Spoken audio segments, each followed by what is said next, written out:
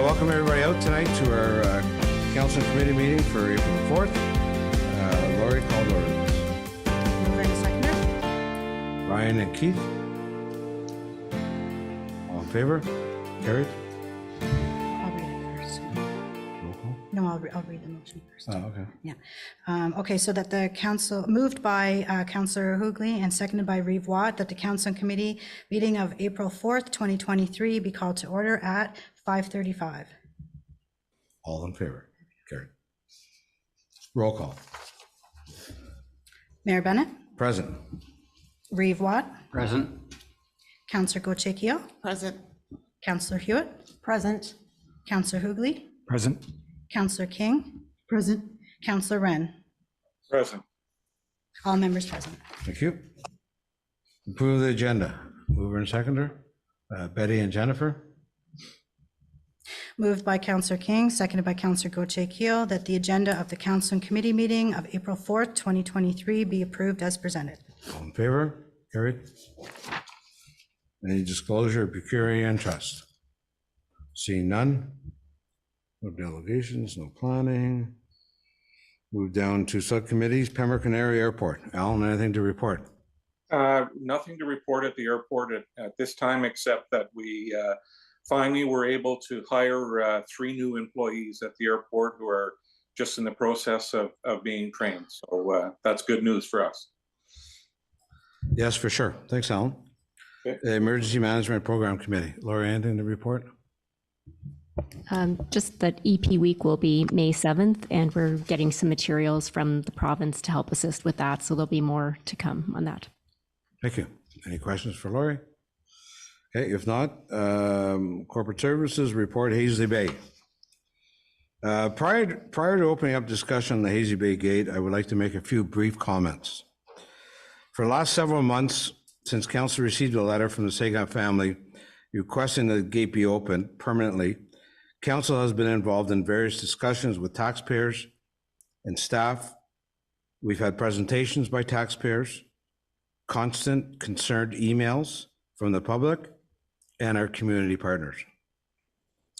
This has taken up a lot of time for council members and staff, but that is what we're here for, is to represent our taxpayers, receive information regarding an issue, at the end of the day, make an informed decision.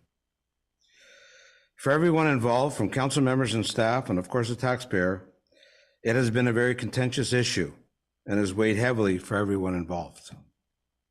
Today, council will make a decision regarding this request. Prior to any vote to happen today, I want to thank everyone from our taxpayers being able to present and comment freely, being civil and respectful to council and staff and all involved. Everyone is entitled to free speech and view their concerns.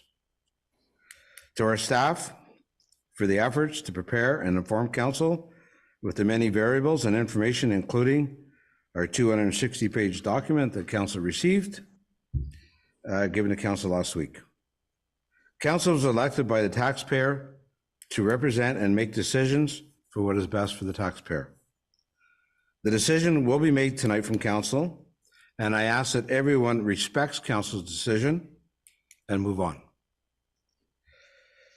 Just to inform the public, there are 2 motions that I requested staff to put in front of council tonight. They are blank, but I wanted to make sure that council understood the motions before any of them move or second the motion. I now open it up to any further discussion from council, comments or questions to staff prior to any motions being brought forward. Keith. Thank you, Mayor. I have a couple questions for our Public Works Manager. He mentioned in his notes efficiencies for Public Works staff if the road was open and the gate was removed. And also the costs on the culvert to protect it if it was open. Then if you investigated at all any electronic means of operation of the gate if it remains closed, and contract for removing snow. So everything lumped into one. Have you these items have been identified, but there's no cost associated with them. So I'm just trying to get a grab on that because it's going to be a very difficult decision, and we have to look at our tax dollars as well. Yep, absolutely. So we did meet as staff and reviewed, both gate open, gate closed process that would change for us. We knew right away with the gate being open, more routine maintenance activities, patrolling, roadway patching, roadside mowing, those activities that we would be able to pass through the area without deadheading around the county roads and provincial highway to get from the sort of the Forest Park and Beachbrook corridor to the Highway 148 corridor and our roads in that area. Winter operations, as noted in the report, the plow trucks normally always turn right to carry the snow as to not leave windrows. And that's something we didn't look in too deeply yet, but if it was to be open, we would look at changing some of the plow routes. And again, we would get to some areas faster, some areas would be delayed a little bit, but we would try to prioritize that as we go through. We know there'd be efficiencies, fuel, staff time, but we didn't actually get into the value or the cost, of our resources for that. For the protection over the stone culvert, there were two recommendations from Morris and Hirschfield. One was to put a reinforced concrete slab within the roadway. The second was to place granular material over top of it to add more depth and protection. My thought would be with the protection would be to do the reinforced concrete. It doesn't make sense to make a hump in a road when it's mainly flat already. I'm guessing probably in the $30,000 to $40,000 range by the time you excavated the road, put in the reinforced concrete, repaved and did that work. So that's kind of an estimated cost for that. Was the gate the next? The electronic gate was the next. So we didn't look into pricing it for the electronic gate, but no, there's card lock systems, electronic systems that would allow for a more ease of access. Again, in my thought, it would be if the gate remained, it would be some kind of electronic device with a pin pad on it. I'm not sure if a card lock system would work with the number of emergency service vehicles that could be in and out of the area passing through. So I think it's more of some kind of electric combination or something might be an easier thing to put in place. But again, if depending on council's decision, we can do some more research on that and report back in later. For the continued snow removal, because of our trucks with a fixed one-way plow, it's extremely difficult to be able to move snow, and essentially it's always pushing it in the same direction. We had thought potentially the plow operator could open the gate and they're in and out and doing snow removal, which is time consuming and creates a bit of a liability if we're not getting to other roads, spending maybe half an hour more cleaning through. The deadheading of municipal equipment, the day after, a couple of days after a storm to clean up really wasn't efficient either. So the idea would be it would become part of our annual winter maintenance contract that we use for municipal parking lots. Some of the parking lots range from $50 up to maybe $175 for those. So I'm thinking for the size of that area, and if it's a contractor who's there, the snow plowing would probably be $50 to $100 per event to clear through. The idea to make that more efficient would be to give the contractor that PIN code so they could open the gates and clear the snow properly if they were in place, just so it makes it quicker and more efficient for them. But that was the thought, that it probably would be more efficient to have that service contracted out than do it ourselves. Thank you. Anybody else? I'm sorry. Alan, please. Hey, thanks, Mayor Bennett. First off, I want to commend staff on the report that they've done. It's very detailed and very in-depth, and thank you very much for that. Just a few comments. Council of the Day made a decision a few years back that we felt at that time were in the best interest of the township. And it did say that we did have a cost savings to the ratepayers of Laurentian Valley in the neighborhood of $700,000. We as council of the day gave our word to close the road after construction had been completed. And we also decided that rather than dig out the actual infrastructure that was there, that we would put a gate in that would be there to benefit the residents of the entire area. I believe that these were the right decisions. It's very unfortunate that we did have one incident with the paramedics, but we have to look at that for what it is. It was a systems issue, which we all know now has been rectified. It was not a fault of the road or the gate, but by the system being used at the time. In the report, I don't really see any significant safety improvements by the gate being open, but I do see with the gate open that we would increase traffic onto a road that we already know has very narrow shoulders and really no place for residents to walk in that area if they happen to be on the road. So moving forward, I don't see any significant safety improvements by having the gate opened. And I think the council of the day made the right decision. I believe that today. Mark spoke a little bit earlier about the gate and the locking system. All we need to do is go to the airport. We have one at the airport that the paramedics use on a regular basis, have little to no issues. I spoke to the paramedics a couple weeks ago, and about the only issue we've ever had, and you get the same with any locking system, is the odd time it freezes up a little bit. So you just have to warm it up and it works. So they have a card system plus a combination system that you can open and get a key out. Works flawlessly. Thank you. Thanks, Alan. Wendy, please. So it's no secret to everyone that's here in the room that I am one of the new councilors. So I feel like I certainly have had to spend a lot more time than the rest of them, along with Councillor King, because I was not here with the previous discussion. So I really wanted to say that I did my due diligence, and I spent weeks and months, I think pretty much since I was elected, actually. I've had concerns brought to me right from the week, say, congratulations, here's some comments for you. So that's really, honestly, I have been researching since I've been elected, and I have not taken this lightly. This package alone that was prepared by staff, thank you, because it really helped give me some background to know why the decision was made. I just have a few notes. I don't want to read all of it, but just I want to make sure that I'm clear in my decision making. So I want to share a few things that I believe is being said here.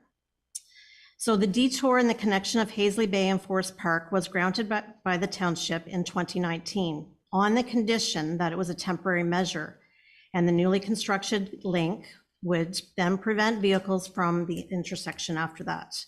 This was confirmed in a council resolution, and the number I do have, and it was passed on June 5th, 2018. And it stated that access should only be allowed to pedestrians, bikes, and ATVs after. The speed limits on both roads are 60 kilometers an hour. So I don't know if that would stay if the road was opened. If the gate remains in place as an emergency detour route, though, I do think it would be beneficial to have some kind of a locking system for the safety reasons that were brought forth. And I know that Councillor Wren talked about the savings, and I did see the savings from documentation, that it was almost 700,000.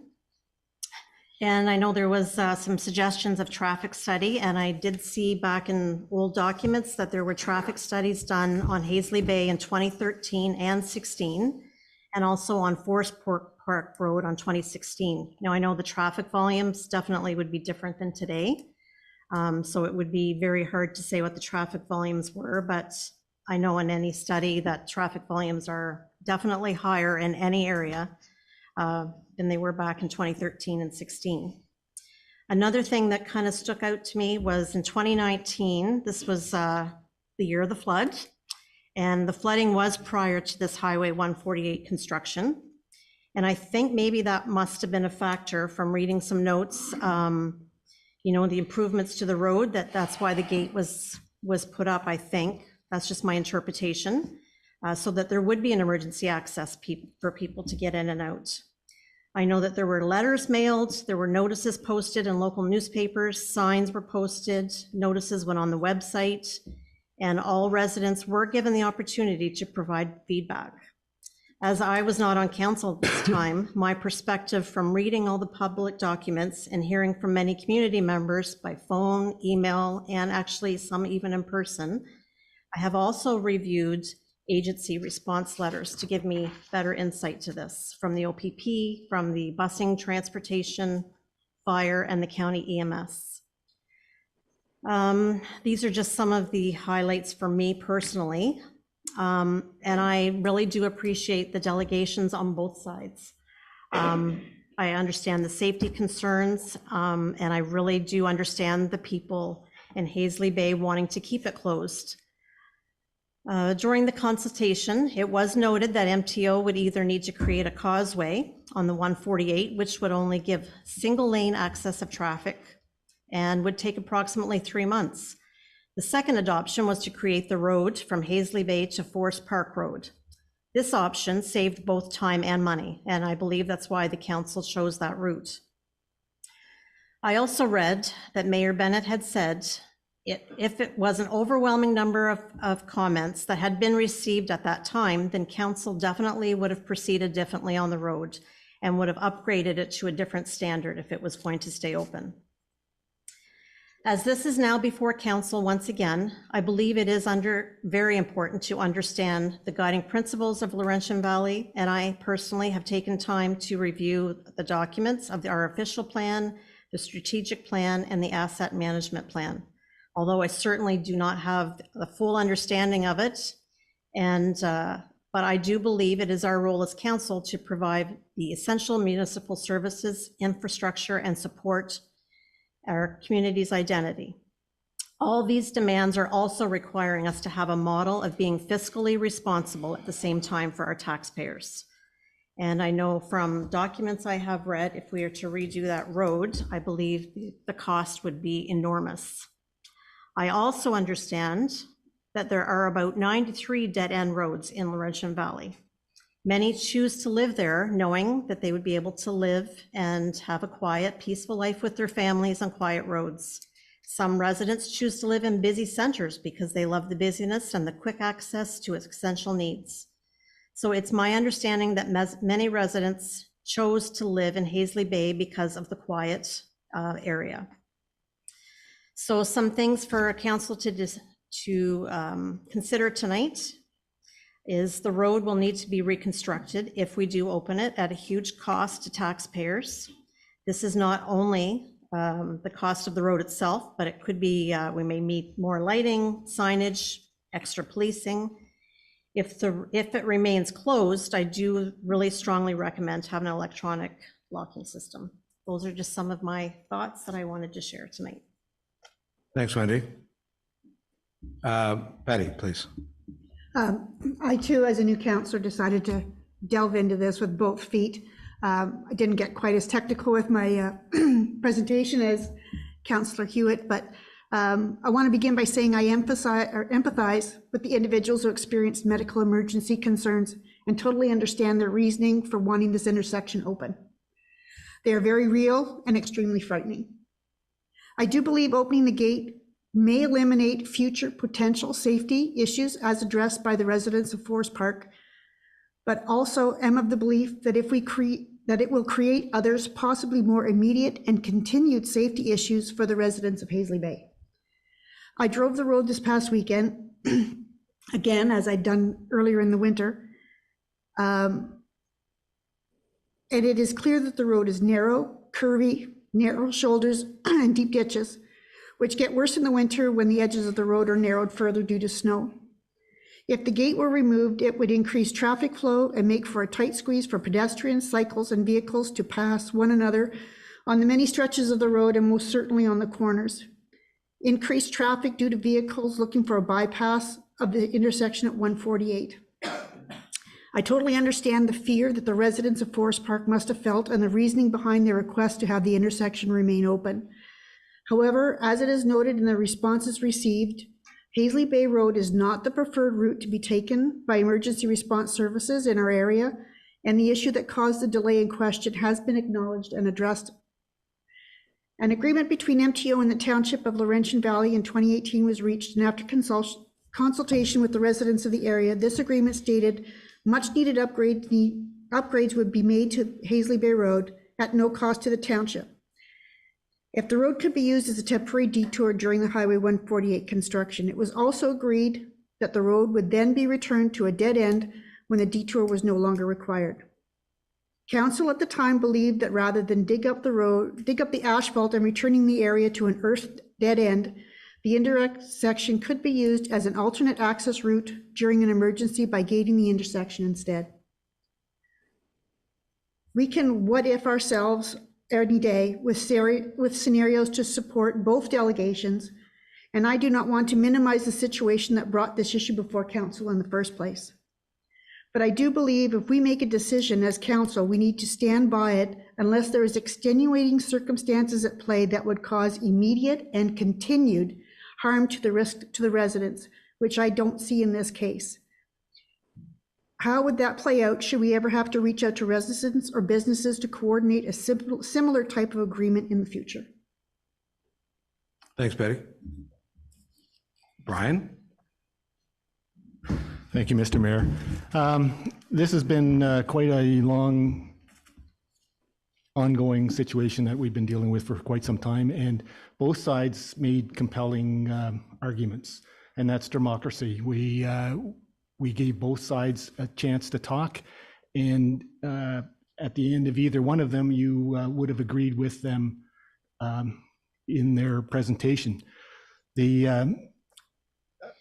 My disappointment with this whole process is the assertions to a number around the table that we should remove ourselves from the voting because of a conflict of interest. And I can assure you that everybody around the table here is trying to make a decision in the best interests of the municipality. And I'm very pleased that everybody is here tonight to do that. Because it would have been very easy for all of us to say that we have some sort of a conflict and remove ourselves from it, because it would be much easier than at the end of the day leaving it knowing that we're going to be upsetting 50% of the people in the audience tonight. So we're all taking our job here very seriously. We've all gone through the 263 page document thoroughly, as well as the presentations here. And each of us is making their own decision based on different criteria, and we all could come to a different conclusion based on looking at the same information, and that's why there's 7 around the table. It will be a vote, and it won't be a tie vote here tonight. There will be a decision made, and unless there is something dramatic change, that decision will stand for some time into the future. We will make some allowances, and there may be some tweaking, but whatever the decision is, rest assured it will stand for some time until there's a substantial change in matters for that to be made. So it hasn't been an easy decision for anybody around the table because there was very, very good arguments both ways, but we will make a decision tonight. Thanks, Brian. Okay, I'm just going to finish with comments from myself. When I first read the letter of request to open the gate, my first thought was safety to our residents. To find out an error made by our first responders, that was a real concern to me. Since this has happened, the error has been corrected, and I can only hope this error never happens again. We as council went out to our first responders and asked for their views on preferred routes.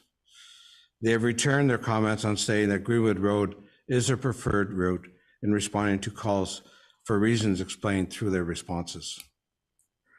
I can tell you that if the response had been that Hazy Bay would have been the preferred route, I would have asked for the gate to be open immediately.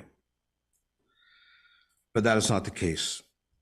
When MTO came to council to use Hazy Bay and Forest Park as an alternative route for construction on 148, my first thought was it would be a real issue with safety and concern with the local residents.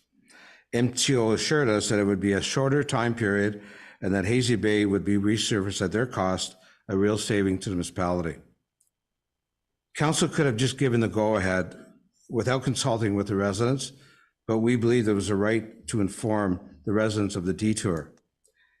Residents were promised at that time, and as in writing, as mentioned earlier, that once construction was completed, the road would be closed once again, with council passing that motion. Council gave their word at that time that Hazy Bay would remain closed. Again, I will state that with MTO completing the shave and pave, the road is a bonus to be repaired and a savings to our township. Council went this route as it made sense. If at the time council would have been overwhelmed by residents to keep the roads open, we would have had to complete a full construction at major cost to the township. As our Public Works Department has said, the current road is for vehicle traffic and light commercial traffic on Hazy Bay. The road is already showing signs of deterioration. If the road is open, certainly traffic will increase, and possibly with commercial traffic. The lifespan will be short. It would then be a major cost to repair. I believe with upgrades that I would recommend council to look at, as already mentioned tonight, to make sure that first responders can utilize the gate and make a quicker response time to folks on Forest Park Road. With little difference in time to travel Greenwood Road and to open it up for convenience is not, in my mind, a viable option.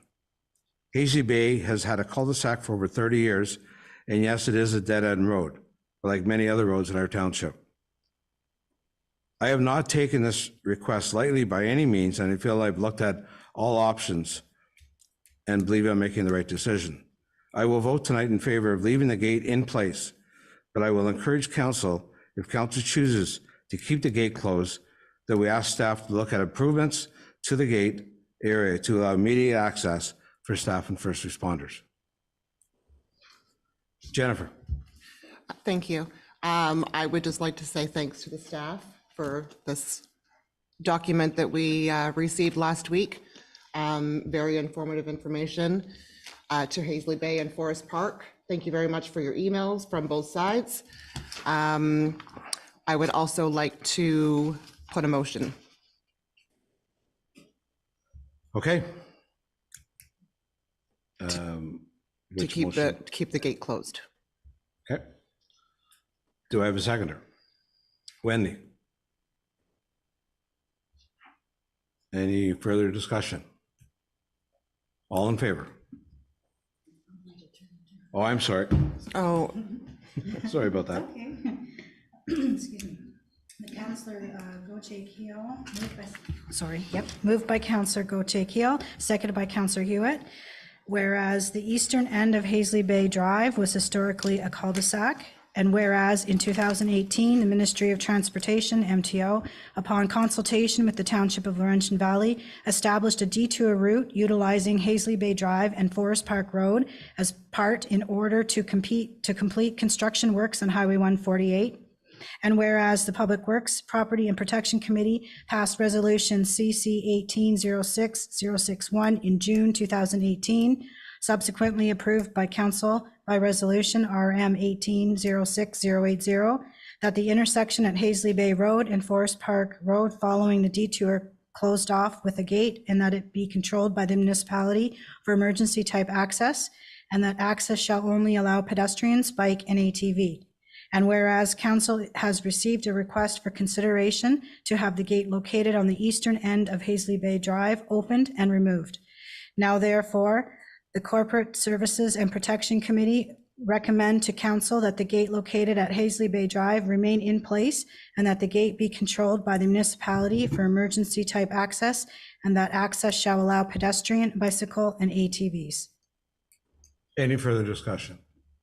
All in favor?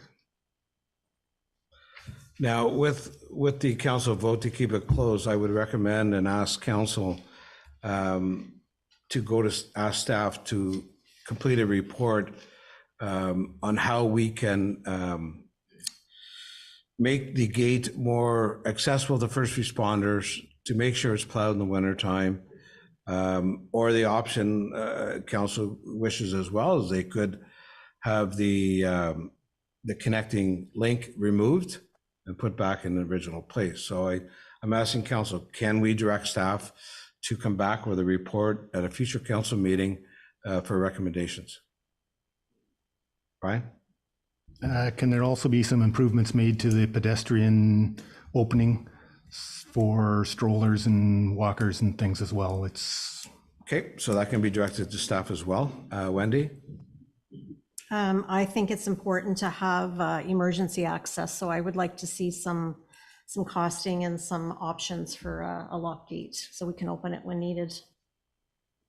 Okay, so council wishes to go ahead and direct staff to come back with a report, a complete report on what can be done to improve that area. Okay, thank you. We're going to take a 5-minute break, folks. Thank you for your time.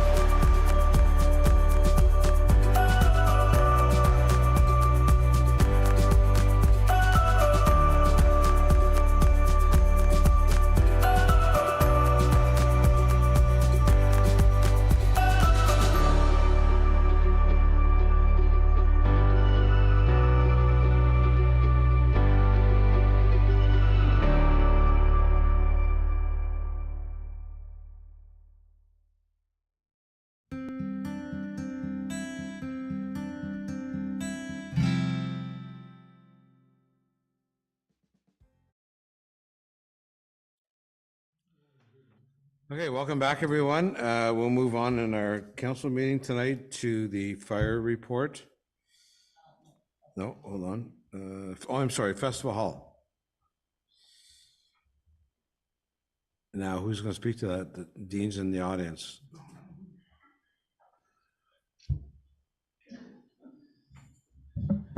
Yeah, so Festival Hall, I guess it's brought forward back to, did have a Festival Hall committee meeting that Councillor King and I attended. I think Sean was there, Katie was there, anybody else? A few of us anyway. One of the items that was brought forward was the existing agreement, the reopening. Now we're just kind of ratifying that. They did agree to put a cap, as council requested, on the COLA portion of it. So we had agreed to the actual formula change, which cost us $1,500, but the cap on the COLA is put in the agreement at 3%. So it's either 3% or COLA, whatever is less. So that's where that is. So the agreement is being forwarded, and it's only for 2 years, I believe it is, 2 years from now. So it'll be 20, I think it's 2025, correct? So so it'll be a 3-year kind of revision, and then we'll go back out. So that's what's in the report, and that's the bylaw that we're suggesting be forwarded to the next council meeting, is to ratify that agreement. Any motion? Betty and Jennifer? Any further discussion? Seeing none? Okay, Oh, yeah, I so know. I asked for further discussion first. moved by Councillor King and seconded by Councillor Gauthier that the Council of the Township of Laurentian Valley accept the proposed changes to the Festival Hall agreement with Adventure Entertainment, and that the Corporate Services and Protection Committee recommends that Township Council approve the draft bylaw as presented and forward to the bylaw portion of the regular council meeting of April 18th, 2023 for passing. All in favor? Carried. Fire Department report. Unfortunately, Tim's not here. He's away on business, on his own business, so he's not here, but he said if there was any questions, certainly to pose them, and he would respond if there's any. Okay, thank you. Subcommittees, Festival Hall, well, we just had that discussion. Anything else you want to add, Betty? Just the new flooring is going in the beginning of May. That's going down in front of the seating and up the aisles, which is going to tie into the new flooring and the seating. So it's going to make it, just finish it off that much nicer, because the old flooring just didn't seem to jive with what was there and all the work they had put into the place. As well, there's a new logo being presented for Festival Hall. So we saw some drafts. At the meeting, the artist has gone with our suggestions, and I believe there was an email. I didn't get a chance to open it up and look at the logos, but the second draft has now come back. So once we have something, we can bring it forward to council. Okay, questions? Has there been any discussion? I was at Festival Hall last Thursday night for the Festival of Stars Kiwanis Music Festival, and every year I'm there, there's an issue backstage of being able to see what's happening on stage and getting your cues and whatnot. And it would be really simple in this day and age to have backstage monitors on either side with a camera coming off the balcony, so that people in the wings in the back can actually A, see what's going on, and B, hit their cues to hit the stage and get on. And it wouldn't cost you much for a couple of TVs and a little camera to put that in, but I think it would. I can bring it forward to the chair at the next meeting, absolutely. Okay. Under business, municipal water restriction bylaw. Oh, geez, talk about our time tonight. Pembroke Public Library. Wendy. So there isn't any updates since our last meeting. Carthy was away this past month, so our meeting got postponed, and I expect in April it might be a little bit longer meeting to make up for it. So I will be able to share next month. Okay, thanks, Wendy. Okay, municipal water restriction bylaw. Mark.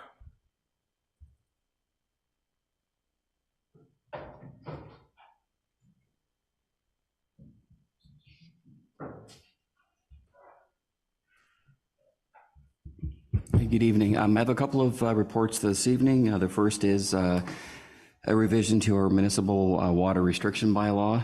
The current bylaw we have was passed in 2013, and it is attached for reference as part of the new negotiated servicing agreement with the city of Pembroke. One of the conditions is that we update our servicing bylaw to match theirs. Essentially, it's a couple of sentences that are changing on what the restrictions are. And other than that, most of it remains the same. The sections that are being changed are highlighted in yellow, and it's under section number 5. And in our current bylaw, we had to be in a level 1 drought to impose conditions. And now matching the city, there becomes an annual water usage restriction from May 15th to September 15th annually. And then also, there's just one word that's different under section, I believe it's 1.4. Our bylaw says drinking water distributed, and the city's bylaw says drinking water produced, because they're producing the water and we're basically purchasing, distributing their water. So essentially, this puts our bylaw in line with theirs and the same, and meets one of the conditions with our new servicing agreement. Okay, any questions, council? Okay, motion. Keith and Brian? Moved by Reeve Watt, seconded by Councillor Hoogley, that the Public Works and Property Committee recommends that Township Council approve the new water restriction bylaw as presented. All in favor? Carried. Radar speed signs, Mark. Yes, second report is for recommendation for locations for our phase 2 of our radar speed signs, and building on what was completed last year. There was money budgeted again in 2023 for some radar speed signs. We did look at a list of roads recommendations last year, some areas where we had concerns this year. In 2022, we did install signs on Beeline Road and Golf Course Road, and I know still seem to be being effective, and no problems during the winter months. We weren't sure with solar power and batteries how they continue to work, but the signs performed very well.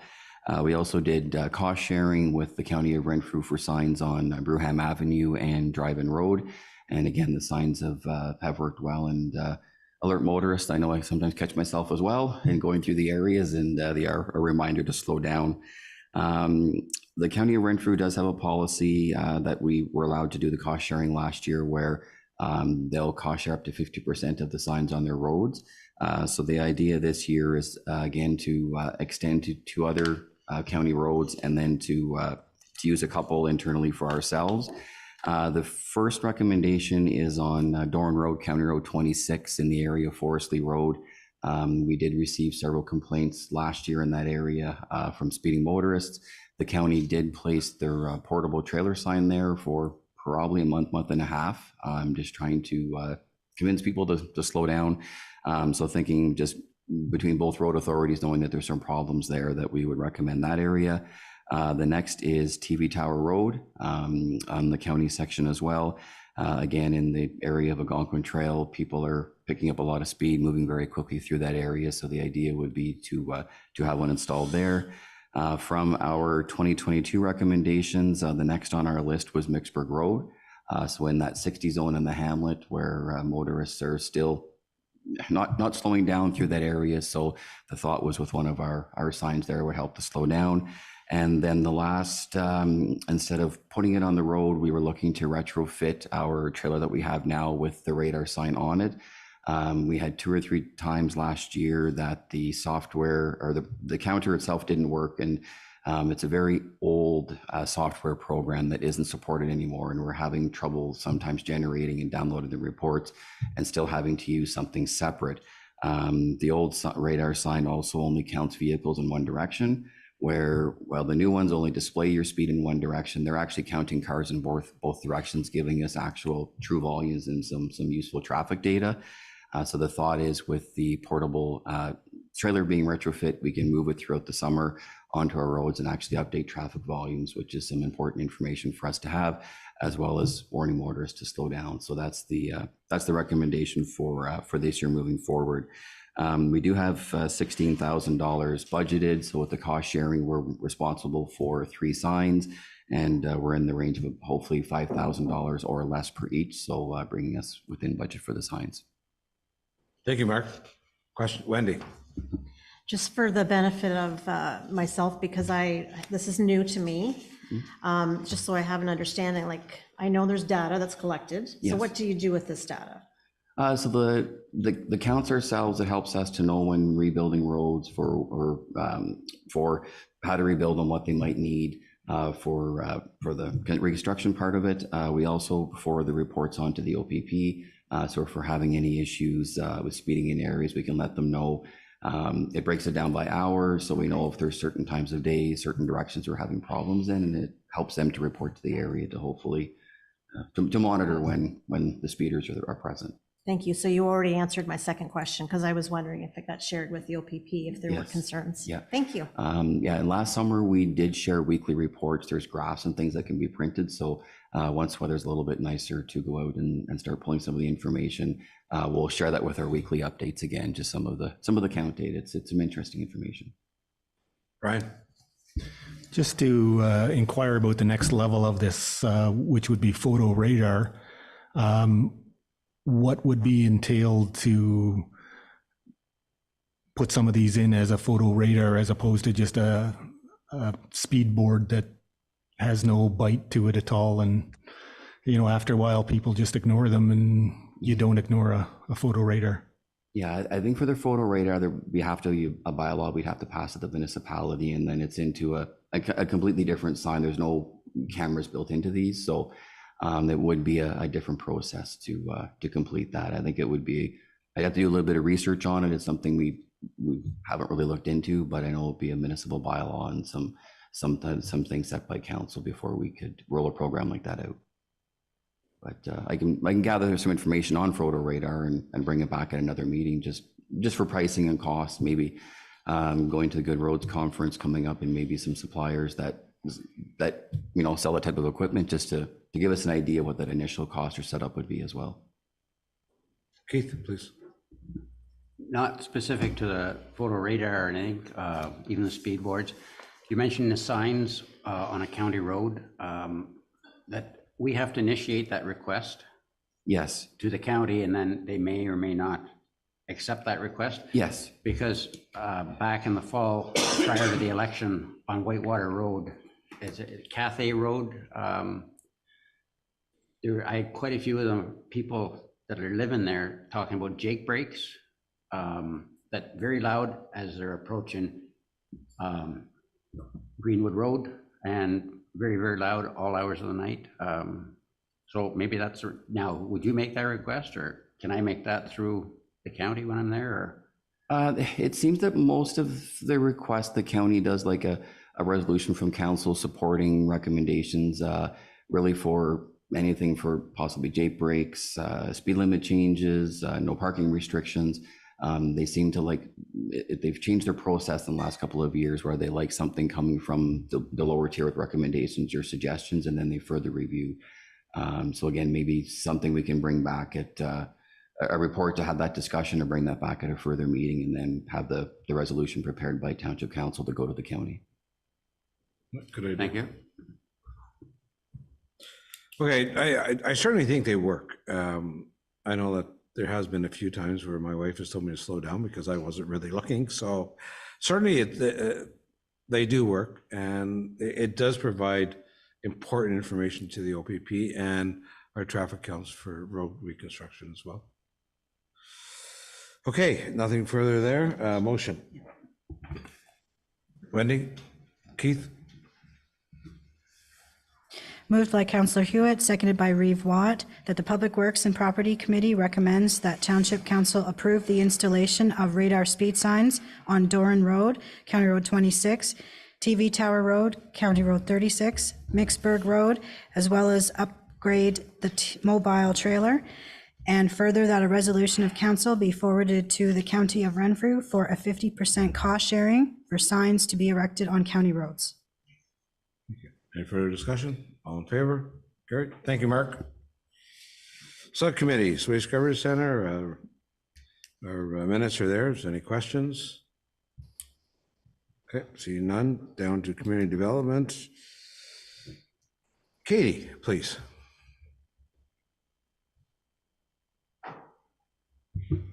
Good evening, everybody. So before you have a report outlining some of the activities for the month.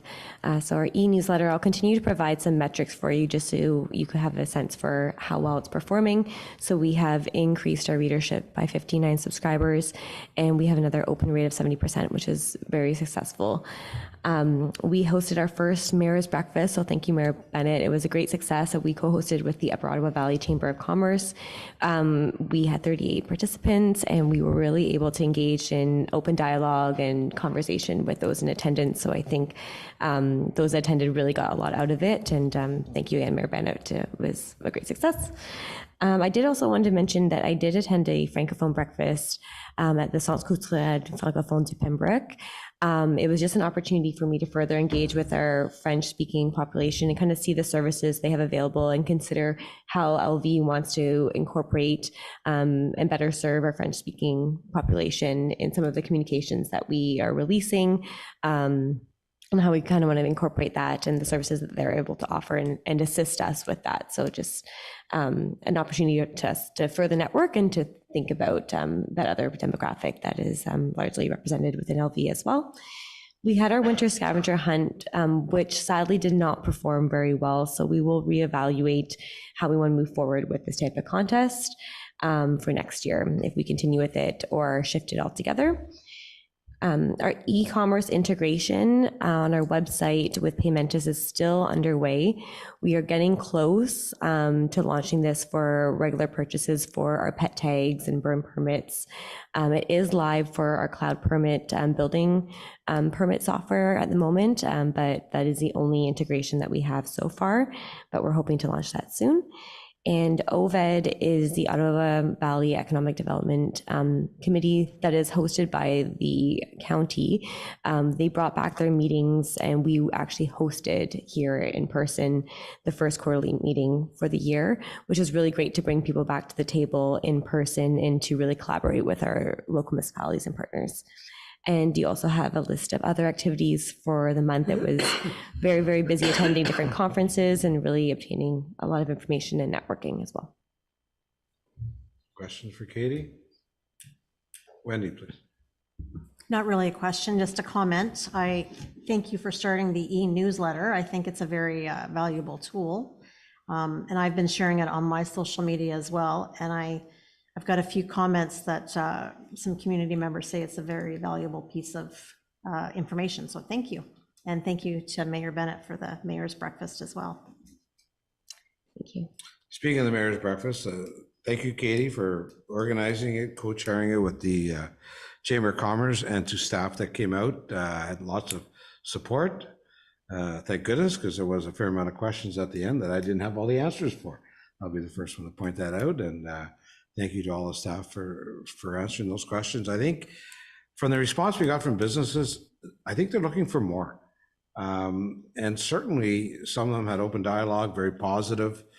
And I think we should grow from that. And I think we should have some type of business meeting again that would allow open conversation with everybody involved, because I think they really enjoyed it. Yeah. So, good job. Thank you. Yes, I agree. The appetite was definitely there and forthcoming. So it'd be great to see that momentum continue. Thank you. Okay. Anything else for Katie? Thanks, Katie. Okay, down to subcommittees. Friends of the Disabled. Nothing to share this month. Okay. Shady Nook. Shady Nook had a meeting last night, and I guess hockey ended yesterday. They finished up at the PMC and they all got 10 games in. Soccer registration is open now online, and you can go to the Shady Nook Facebook page for that. And there's been really good response so far. The applications are coming in quickly on that. They voted last night to buy some new bleachers for the soccer field. These won't be something that will need to be painted or rotten boards changed out of them. So the old bleachers will be removed, and they would be up for grabs for another park. If that would probably be the first place that they should go. So if Allison Fraser or anybody else wants to take a look at them, there are new ones ordered for Shady Nook at this point. So that's about it for. Okay, Shady questions Duck for last Brian? Okay, Allison Fraser, Betty?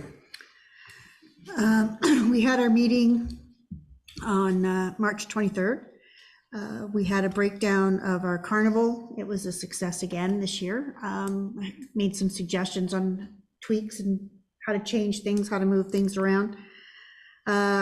We also had Wanda Hiltz as a delegate attend the meeting to discuss the grant, the seniors grant, asking if she could use the rec center as a hub, central point. So we're hoping, and we've kind of said, do whatever you got to do. We think it's an excellent idea to keep seniors involved. They started discussing about fall flavors, so that's ongoing. It's scheduled for September 16th. And they have gone. That's okay. Glenn Getz, whatever band he's with, is going to be playing. Ghost Town? No,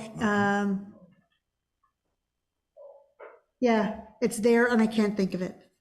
But anyway, they're going to be playing, so they're a great headlining band, so we're good there.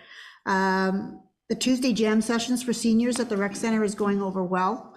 The attendance is huge and growing every week. So the garage is almost completed. The garage doors, our openers have been installed. That's it, sidewinders. Early May, once the snow's gone, the rink service is going to be repainted, and they're talking about painting basketball net and shuffleboard. I guess there's some shuffleboard stuff here at the township office that they want to utilize. And then the rental rates for the facility were reviewed, and some of the rates have increased. And registration for minor ball is going to be up and going shortly. Good. Questions for Betty? No. Forest Lee? Nothing to report. Pleasant View is not open yet. Finally got in touch with Benita. Okay, good. So we've managed to touch base. They're going to be having a meeting in early spring. She's going to reach out to me and I'm going to attend. And she did say that she did submit the financial report. Did you get it? Okay, perfect. That's everything. Okay, good, because I ran into one of the younger families in the neighborhood, and they are gung-ho to get going on it, so that's good. Stafford? We have a meeting next Tuesday. Okay. And Four Seasons Trail, Mark, we're shut down now. Another successful year. Yeah, another good winter. I'm thinking people are probably still snowshoeing. There's still tons of snow in the bush, but yeah, skating, we wrapped up on March 18th was our last skate night. So yeah, Great. another good year, a little later start, but once we got going, we weren't closed a whole lot through the winter. So it was good. Well, thank all the volunteers, Mark, for your group, and also all the volunteers that we have in our township. We're so fortunate to have them, which leads me to my next question. The volunteer week is April 16th to 22. Are we doing anything as a township or recognizing it in any way? We have never done it. Oh, okay, I just thought I'd ask. Maybe it's something we can discuss on this.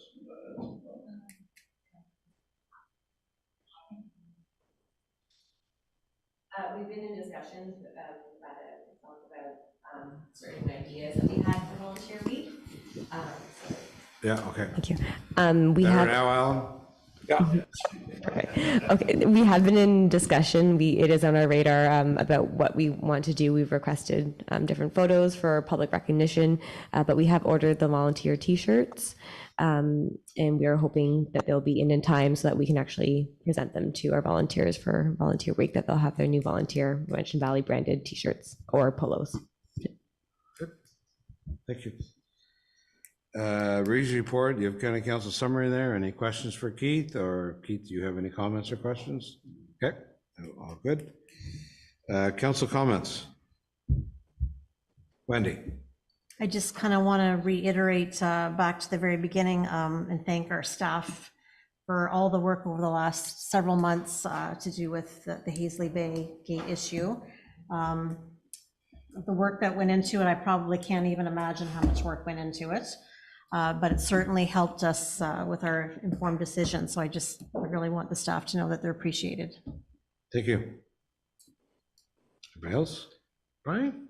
I just wanted to bring to everybody's attention an event that's happening next Saturday, the 15th, at the Germania Club from 1 to 3. And it's Laurentian Valley resident Barbara Blackstein has offered up her artwork for auction to support the food bank. And so her paintings will go on the auction block at the Germania Club next Saturday. And certainly everybody is invited to attend those. Get yourself an original piece of work created from a Laurentian Valley artist. So that's next Saturday, and it goes to a good cause. Thanks, Brian.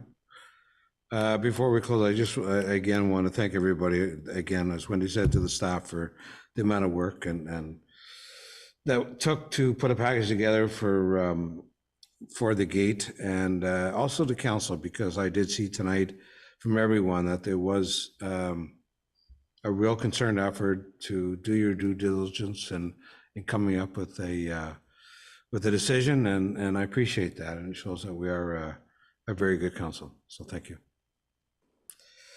Okay, adjournment. Keith and Betty. Moved by Reeve Watt and seconded by Councillor King, that the council and committee meeting of April 4th, 2023 be adjourned at 6:40 p.m. Any discussion? I think Lori did a fine job tonight. Dean is replaceable.